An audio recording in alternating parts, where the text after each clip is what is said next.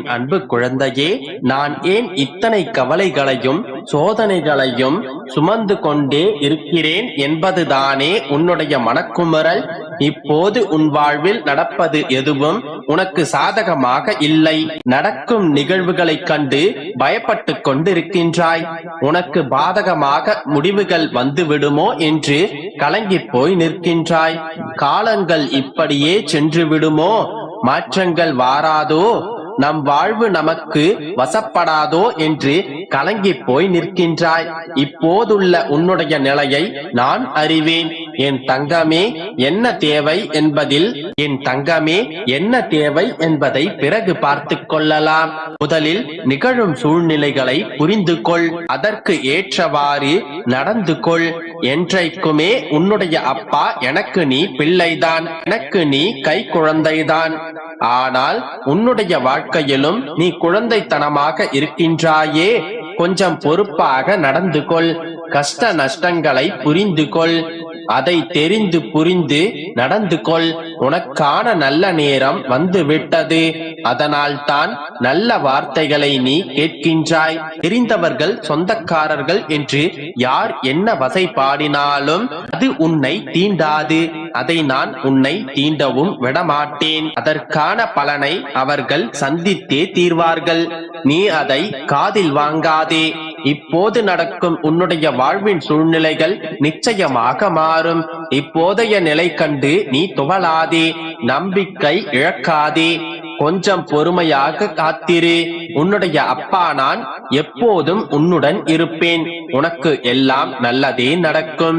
முதலில் வாழ்க்கையை நினைத்து பயப்படுவதை நிறுத்து. பயம் புத்தியை தொலைக்க வைத்துவிடும். பயம் எதிர்மறை எண்ணங்களை உருவாக்கும். அதனால் அதை உன்னிடத்தில் இருந்து துடைத்தெறி. நிச்சயமாக உன் நிலை மாறி ஆனந்தமாக வெற்றி பெற்று வாழ்வாய். நீ எனக்கு உயிராக இருக்கும் என் செல்ல பிள்ளை. நடக்குமோ நடக்காதோ என்று பயப்பட்டு கொண்டே இருக்காதே. உன் காத்திருப்பு என்றும் வீண் போகாது. நீ என்னிடம் எதிர்பார்த்து கொண்டிருக்கும் காரியங்கள் யாவும் விரைவில் நிறைவேறப் போகின்றது. ஏன் என்றால் உனக்கான நல்ல நேரம் இப்போது வந்தே விட்டது. இனி நீ நிம்மதியுடன் வாழப் போகின்றாய். நீ எதையெல்லாம் இழந்தாயோ அதைவிட அதிகமாக உன்னை வந்து சேரும். நீ எதிர்பார்க்காத இன்பமயமான வாழ்வில் நீ அடியெடுத்து வைக்கப் போகின்றாய். உன்னுடைய வாழ்க்கையில் எல்லா வளமும் பெற்று மகிழ்ச்சியாக முன்னோக்கி செல்லும் காலம் மிக அருகில் வந்து கொண்டிருக்கின்றது. என்னால் இது முடியாது, எனக்கு எல்லாம் இது நடக்காது என்ற எண்ணத்தை நீ ஏற்றுக் கொண்டிருப்பதால் தான் இவ்வளவு நாள் கடந்து போயின.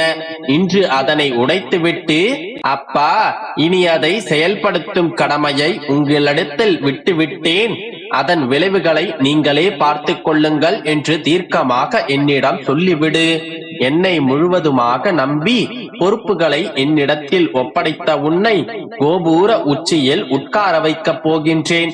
நான் உனக்கு துணை நிற்கின்றேன். பயப்படாமல் நம்பிக்கையோடு இரு. நல்லதே நடக்கும். அப்பா, என்னை தூக்கிவிட யாரும் இல்லை, தன் கையே தனக்கு உதவி என்று தினமும் ஓடுகின்றேன் என்று நினைக்காதே. என் தங்கமே, உனக்காக நான் இருக்கும் போது நீ எதற்காகவும் கலங்காதே. உன் வாழ்க்கையில் சோதனையை கொடுத்து உன்னுடைய பொறுமையை சோதிப்பேனே தவிர வேதனையை தரமாட்டேன். நீ இப்போது கஷ்ட காலத்தின் விளிம்பை எட்டிவிட்டாய். நீ எதற்காகவும் கலங்காதே. உனக்கான நல்ல நேரத்தை உன்னுடைய அப்பா உருவாக்கி தருவேன். உன்னை செம்மைப்படுத்தி நான் உன்னை உயர்த்துவேன். கற்றுக்கொண்டே இரு. ஏனென்றால் இந்த உலகம் மாறிக்கொண்டே இருக்கும். ஒவ்வொரு நொடியும் நான் உன்னை கவனித்துக் கொண்டுதான் வருகின்றேன். நீ தவறு செய்யும் போது உன் மனதை நான் எச்சரிக்கின்றேன். நீ அதை பொருட்படுத்தாமல் அதே தவறை நீ திரும்பவும் செய்கின்றாய். அது தவறாக மாறும்போது கர்மத்தை ஏற்கின்றாய். பிறகு என்னிடம் மன்றாடுகின்றாய். உன் மனதை என் பாதையில் கொண்டு செல்ல தயங்குகின்றாய். என் தங்கமே, நீ வாழும் வாழ்க்கையில் உண்மை மாறாமல் இருந்தால் உன் பாவ செயல்களை நான் சுமந்து கொண்டு உன்னை வழிநடத்துவேன். நீ என்னை நம்ப மறுக்கின்றாய். நான் உனக்காக பல மனித உருவில் அவதரித்து உன்னை பாதுகாத்து வருகின்றேன். ஆனால் நீ இன்னும் அதை புரிந்து கொள்ளாமல் இருக்கின்றாய். என் மீது முழு நம்பிக்கை வை, அனைத்தும் நல்லதாகவே நடக்கும். என் அன்பு குழந்தையே, எனக்கென்று சொத்துக்கள் இங்கு எதுவுமே இல்லை. சரியான வேலையும் இல்லை, அளவான வருமானமும் இல்லை. கடன்கள் அனைத்தையும் தீர்க்க வேண்டும் என்ற ஆவல் மட்டுமே இருக்கின்றது. அதற்கான வழிமுறைகள் எதுவும் என்னிடத்தில் இப்போது இல்லை. இப்போதுதான் இந்த பணப்பற்றாக்குறை தீரும் என்றுதானே காத்து கொண்டிருக்கின்றாய்? எல்லாவற்றிற்கான தீர்வையும் வழிமுறைகளையும் இன்று நான் உனக்கு சொல்கின்றேன். உன்னிடம் சொத்துக்கள் இல்லாமல் இருக்கலாம், ஆனால் யாரிடமும் இல்லாத ஒரு மிகப்பெரிய சொத்து உன்னிடம் இருக்கின்றது என்பதை நீ முதலில் புரிந்து கொள். அதை வைத்து நீ இழந்த அனைத்திற்கும் மேலான சொத்துக்களை நீ சம்பாதித்து கொள்ளலாம். என்ன சொத்து என்னிடம் இருக்கின்றது?